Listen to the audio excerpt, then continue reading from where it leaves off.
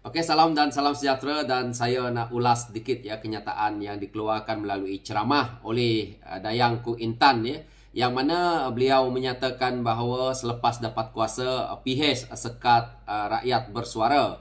Yang mana kita tahu Dayang Ku Intan ni di awal pembabitan beliau dalam politik, beliau telah pun memasuki Parti UMNO, dan selepas itu pada pilihan raya umum Malaysia ke-2013, beliau bertanding di Parlimen Pengerang mewakili PKR.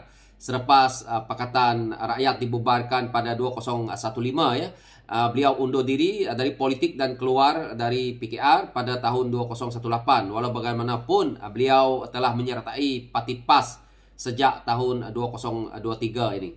Dan hari ini kita lihat apabila beliau berceramah, yang mana dalam kenyataannya saya lihat bahawa beliau menyatakan pimpinan Pakatan Harapan suatu masa dulu memperjuangkan kebebasan bersuara, namun setelah berkuasa mereka pula menyekat hak tersebut.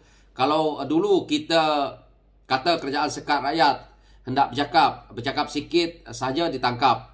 Ketika itu ramai yang menyertai protes pernah merasa disembur gas pemedih mata dan dipukul dengan belatan oleh pihak berkuasa undang-undang sehingga ada yang cedera. Era sekarang, media sosial juga pernah kena blok. Buat live saja, tak cakap pun. Kita tunjukkan saja siapa yang hadir, siapa yang buat ceramah, betapa hebatnya Perikatan Nasional. Ini kata beliau di ceramah Nis Milan Kita Ubah Dun Lenggeng di Kampung Rawa yang baru-baru ini. Dan di sini saya lihat bahawa beliau menyatakan perkara seolah-olah kerajaan menyekat kebebasan rakyat bersuara. Satu perkara saya lihat daripada kenyataan ataupun ceramah yang dibuat oleh Dayang Ku Intan ini, apabila dia menyatakan bahawa kebebasan bersuara dan protes ini sampai disembur gas pemedih mata suatu masa dahulu, ini berbeza. Dulu kita ingin bersuara tetapi media dikawal. Jadi batas media untuk kita nak bersuara itu tidak ada. Seperti mana yang kita alami hari ini. Hari ini media sosial kalau kita lihat, kalau nak kata kerajaan sekat, saya rasa pemimpin yang ada dalam Perikatan Nasional hari ini rata-rata mempunyai akaun media. Facebook, TikTok, Instagram dan sebagainya lah. Termasuk Dayang Ku Intan sendiri, tak ada pun kena blok. Saya tengok akaun dia, okey je. Saya tengok Wan Saiful, okey je. Saya tengok Badut, okey je. Saya tengok Papa Gomo, okey je. Dan lain-lain, tiktokers kamu orang. So, dari mana ceritanya kita menyekat? Dan saya nak tanya Dayang Ku Intan, dah berapa ramai blogger-blogger ataupun tiktokers yang ada daripada Perikatan Nasional yang ditahan hari ini? Tak ada. Kebebasan bersuara ini telah ada. Tetapi, yang kita boleh lihat, jangan fanatik, jangan munafik, jangan fitnah, jangan buat perkara-perkara yang melibatkan 3R. Di sini wajar kalau di saman ataupun siapa yang buat akun-akun melalui video-video mereka dengan mengeluarkan kenyataan ataupun secara lisan di dalam akun media sosial ini, kalau di blok itu wajar. Ini pada saya, Dayang Ku Intan sebagai pemain media, sebagai seorang artis, sepatutnya lihat bahawa kita ada batas-batasnya. Di setiap negara juga begitu. Dan contoh, pihak Facebook contohnya, mereka tidak sewenang-wenangnya menyekat akaun kita. Begitu juga dengan YouTube.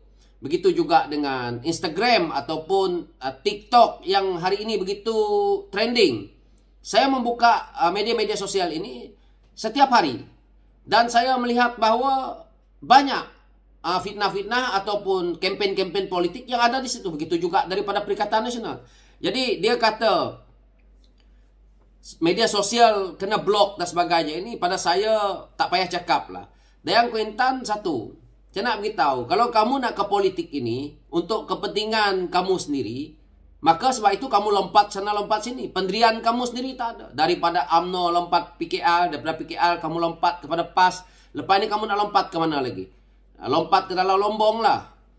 Jadi tak payah kita nak ke politik. Sebab itu saya harap artis-artis Malaysia ni, jangan kita rasa bahawa kita dah terkenal dengan lagu kita begitu top, ataupun kita menjadi bintang filem begitu top.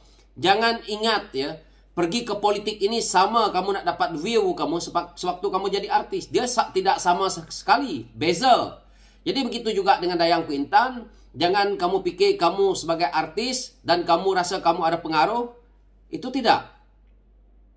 Jadi kena belajar. Politik kamu kena tahu apa sejarahnya. Sebab itu orang seperti Dayang Intan ini dia lebih kepada fanatik. Lebih kepada melihat diri dia sendiri. Kalau kita nak pergi ke belakang, cara dia sewaktu tahun 1980-an dahulu. Dia sendiri, kalau kita nak ungkit cara dia, pemakaian yang dia pakai dahulu, waktu dipentas dengan seksi. Kalau hari ini, adakah media sosial nak terima? Mungkin. Di Malaysia mungkin tak akan diterima dan kita akan melihat dikritik. Tetapi waktu itu, rakyat tidak seperti mana yang ada hari ini. Mengapa pemahaman itu jadi begitu? Disebabkan oleh ideologi politik. Terutamanya daripada kepimpinan PAS yang ada. Jadi hari ini apabila dah tua, Dayang Intan pun dah pakai tudung, dah tutup semua aurat.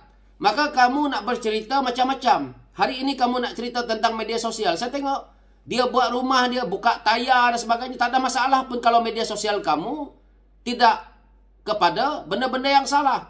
Saya bermain dengan media sosial berkenaan dengan isu politik, saya kritik kerajaan, saya kritik dan sebagainya sebelum-sebelum ini. Tidak ada isu pun, tak ada pun akaun saya diblok, tak ada pun dihack dan sebagainya. Itu tergantung apa kritikan kita. Kalau contoh, apa yang berlaku dengan Datuk Seri Sanusi, melibatkan 3R, maka wajar akaunnya ditutup. Kita tengok pemimpin PAS dalam video dia sebelum PRU ke-15 itu, mengkritik kerajaan dengan fitnah yang pada saya sangat terang-terang boleh membuatkan rakyat terpengaruh. Maka itu sewajarnya perlu kita hentikan. Tetapi tidak juga. Hari ini, bukan kita, pada saya, kerajaan yang ada hari ini, bukan dia nak menindas, ataupun kerajaan yang ada hari ini, nak blok akaun-akaun orang ini. Tetapi pada saya, ini adalah satu proses untuk kita membersih, supaya kita boleh lihat, ada di antaranya mungkin fitnah. Itu pada saya. Tetapi saya percaya, pihak kerajaan, terutamanya melibatkan Menteri Komunikasi, mereka tidak berapa ada hak untuk mengganggu TikTok, YouTube, Facebook dan sebagainya ini, media-media yang internasional ni. Tetapi mungkin kalau kita menebar fitnah, kita membuat satu propaganda yang tidak betul, mungkin pihak KDN akan memanggil untuk kita disiasat. Jadi ini perkara yang perlu mereka tahu. Jangan kita sembrono aja nak mengatakan kerajaan hari ini seolah-olah menyekat suara rakyat. Saya rasa belum ada yang tertangkap kerana mereka bersuara. Hanya Sanusi sendiri yang itu pun belum dikatakan ditangkap. Belum ada lagi yang ditangkap seperti mana zaman Datuk Seri Anwar Ibrahim. Zaman reformasi, zaman PKR, zaman Parti Keadilan ini ditubuhkan. Belum ada lagi pemimpin-pemimpin politik, belum ada lagi mereka-mereka yang jadi otai politik ini yang merasai sebagaimana Parti Keadilan Rakyat rasa. Yang mana juga sebahagian mereka yang ada dalam PAS yang ikut berjuang seperti parti yang telah pun pecah menjadi amanah itu, mereka ini merasai. Orang-orang seperti Mat Sabu dan sebagainya, seperti arwah Datuk Seri Salahuddin Ayub. Ini orang-orang yang merasai perjuangan itu. Jadi tak perlulah Dayang Intan nak cerita panjang. Jangan lihat saya, contohnya, melihat saya anak muda. Tetapi pengalaman saya untuk nak berbicara politik, saya lebih rasa lebih bagus daripada Dayang Intan ini. Orang politik ini kena tahu sejarah Malaysia. Semuanya kena tahu sejarah politik, sejarah bagaimana pembentukan dan sebagainya. Termasuk negara-negara tetangga. Bukan sebatas kamu ingin keadilan begini begitu. Tidak semua benda kita boleh selesaikan dalam masa satu hari. Jadi Dayang Intan nak berbicara seolah-olah kamu seorang yang bijak, seolah-olah menindas suara untuk rakyat bersuara ni. Pada saya, kamu cermin diri kamu dululah. Kalau nak ke politik, ini sikap kamu, maka tak ada tempat kamu di hati rakyat. Turun lapangan tidak, kamu nak berbicara tentang politik. Pergi buat kerja dekat bawah dulu. Jangan nak bertanding aja. So itu ulasan saya. Sekian. Terima kasih.